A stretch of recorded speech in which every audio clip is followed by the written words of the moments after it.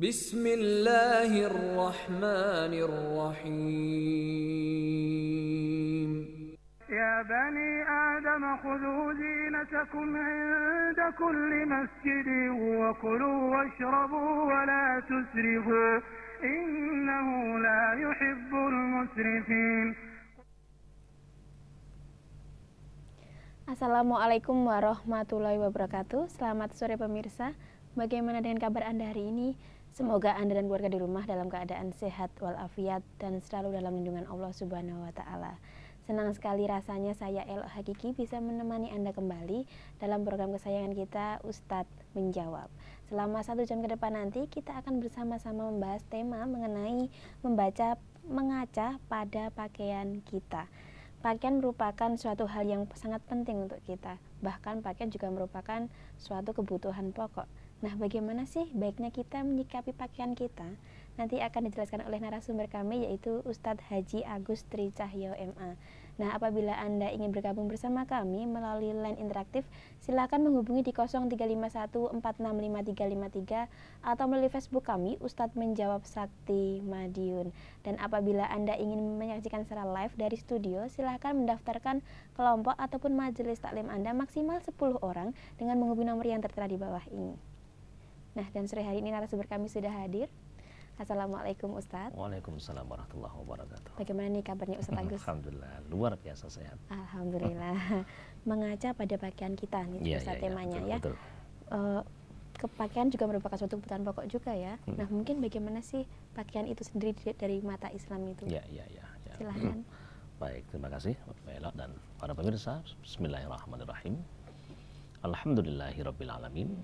Wassalatu wassalamu ala asyrafil anbiya'i wal mursalin wa ala alihi wa ashabihi ajma'in wa ba'd. Berbicara tentang pakaian, kita belum berbicara dulu tentang urgensinya.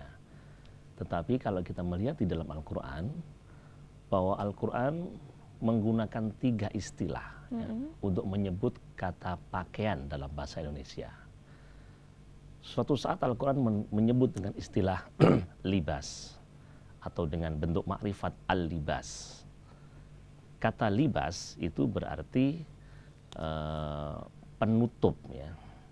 Jadi mengindikasikan bahwa memang fungsi pakaian sebagai sarana penutup aurat.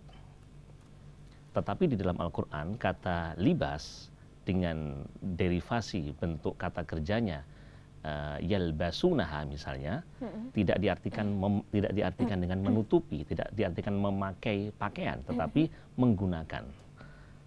Seperti ada ayat dalam hal menggunakan cincin itu juga yalbasunaha, mempergunakannya atau memakainya. Jadi kata libas dalam Al-Quran dimaknai dengan baju yang dikenakan. Itu yang pertama. Yang kedua, Al-Quran juga menggunakan istilah athiyab. Athiyab, jadi bahasa Indonesianya sama, pakaian atau baju. Tetapi kalau dari akar kata athiyab terambil dari kata thawb. Thawb itu artinya kembali. Kembali. Artinya ini mengindikasikan kepada ide pertama manusia atau kecenderungan kodrat manusia pertama, yaitu menginginkan tertutupnya aurat dia.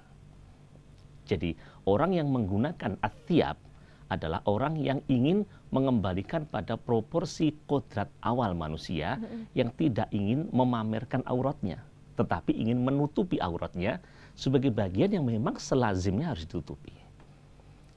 Sehingga sebenarnya orang itu tidak usah sekolah sekalipun, tidak usah perlu mondok tinggi-tinggi, tidak usah perlu mendapatkan, bahkan tidak perlu mendapatkan pengajaran agama. Allah sudah memberikan satu nurani dalam dirinya, naluri bahwa aurat itu harus ditutupi. Ya, coba kalau nanti kita melihat di dalam surat Al-A'raf ayat 20 itu Allah mengisahkan ketika Nabi Adam setelah diperintah atau dilarang untuk memakan pohon ya. Wahai Adam, la taqrabah hadhihi syajarah. Jangan kamu makan, jangan kamu dekat pohon ini. Fatakuna minadz zalimin, kamu akan jadi orang yang zalim. Nah, kemudian syaitan memberikan bisikan. Maka dalam Al-A'raf 20 itu fawaswasa lahumas syaitan liyubdiyalahuma ma wuriya anhuma. Setan membisikkan, memberikan godaan kepada Adam dan Hawa agar menampakkan auratnya. Menampakkan auratnya tentu dengan cara dia melanggar larangan Tuhan, yakni mendekati dan memakan buah dari pohon terlarang tadi. Maka dalam ayat ini terindikasikan bahwa sebenarnya manusia memiliki nurani untuk menutupi aurat. Tetapi setan menghendaki agar manusia membukanya. Maka sebenarnya dalam hal ini kita bisa mengambil satu makna penting bahwa ketika ada seseorang yang misalnya mempermasalahkan kasus pornografi misalnya, dianggap sebagai tuntutan hak asasi manusia, maka kita sebenarnya bisa mengatakan itu bukan tuntutan hak asasi manusia, tetapi hak asasi syaitani. Karena secara naluriah manusia begitu. Secara naluriah manusia itu ingin menutupi aurat dia. Secara nurani dia memang menghendaki agar aurat dia sebagai bagian yang memang lazim ditutupi itu harus tertutupi. Nah, setan kemudian membisikkan yang dalam ayat yang lain memberikan nuansa keindahan terhadap kejahatan yang dilakukan manusia. Karena itu manusia tergoda dan jadilah dia menutupi atau menghilangkan nurani tadi, menutupi nurani yang mestinya secara awalnya harus menutupi aurat, kemudian menjadi dihilangkan dan terbukalah aurat dia. Itu dari makna kata athiyab, makna kedua dari kata yang bernuansa pakaian tadi. Nah, kemudian di dalam Al-Quran kita sebutkan lagi ada kata disebut dengan sarabil ya.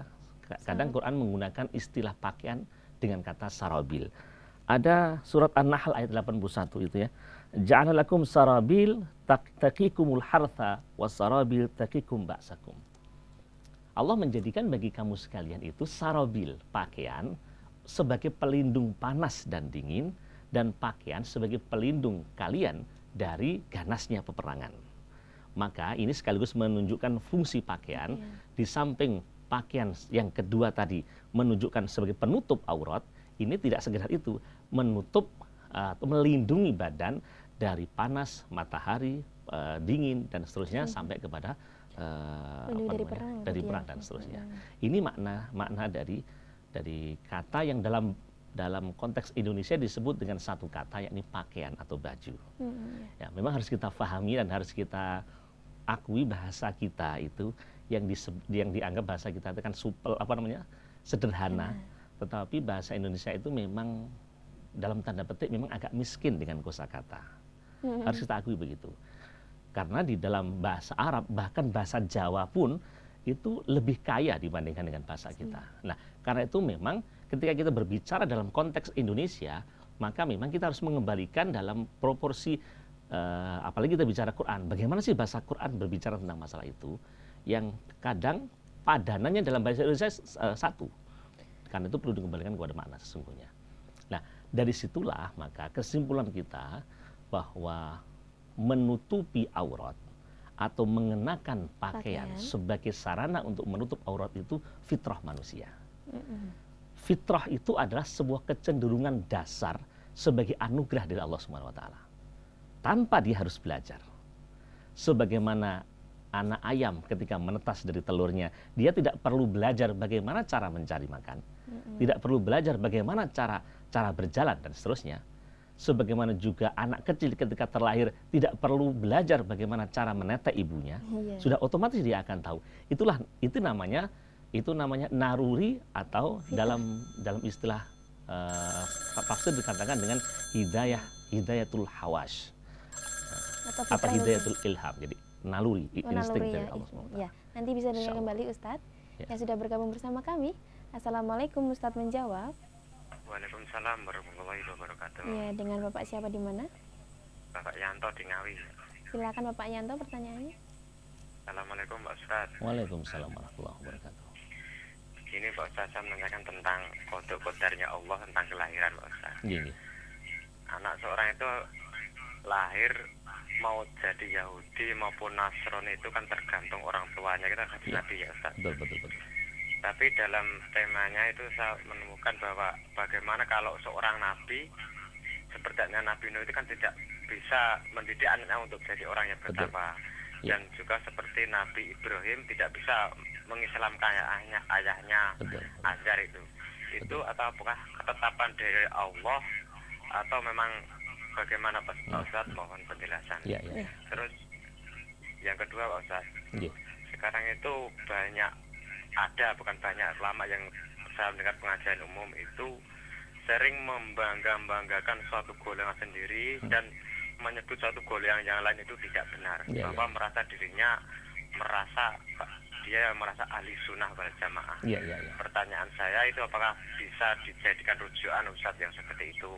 Dan apa yang disebut dengan ahli sunnah wal jamaah? Ya, gitu ya. Pak. Ya. Terus yang ketiga Pak, dalam pengajian itu jangan mengambil hukuman itu dari Al-Quran maupun dari hadis. Ya. Karena itu kalau tidak bisa menerangkan itu bisa menimbulkan racun. Ya. Jadi langsung aja kepada fikih. Dan ujian itu juga apakah bisa dibenarkan Pak Ustadz? Ya, ada seorang yang berkata demikian ya. Ya, ini saya mendengar pengajian di umum Pak, pengajian umum. Betul. Saya diam saja. Ya, betul. Nah, saya saring saja. Ya, ada di YouTube juga sudah ada. Itu apakah bisa dibenarkan? Karena saya itu sering membaca Al-Quran dan dari hadis. Betul. Apa faedahnya kalau Al-Quran itu dibuat tafsir kalau tidak boleh? Betul. Begitu Pak, saya sampaikan Ya. atas jawabannya. Terima kasih. Wassalamualaikum warahmatullahi wabarakatuh. Waalaikumsalam warahmatullahi wabarakatuh. Ya Bapak Yanto, harap bersabar dulu. Nanti kami akan menjelaskan di segmen berikutnya. Tetap bersama kami dalam acara Ustadz Menjawab.